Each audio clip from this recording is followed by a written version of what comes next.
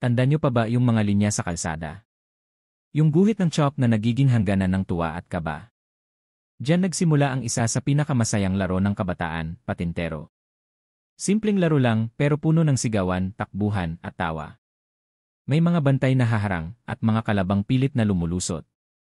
Bawat galaw, kailangang mabilis, bawat hakbang, may diskarte. Kapag nakalusot ka ng walang huli, panalo. Pero kapag nasagi ka ng bantay, balik sa linya, tawa lang ulit. Sa larong ito, natutunan natin ang tapang at pagtutulungan. Na minsan, hindi kailangan ng cellphone o gadget para sumaya. Kalsada lang, chalk at mga kaibigan, sapat na. Ngayon, bihira na nating makita ang mga batang naglalaro sa labas. Pero sa bawat guhit sa semento, at sa bawat tawanan ng mga bata, bumabalik ang alaala ng kabataang puno ng saya. Patintero, linya ng kabataan, hindi malilimutan.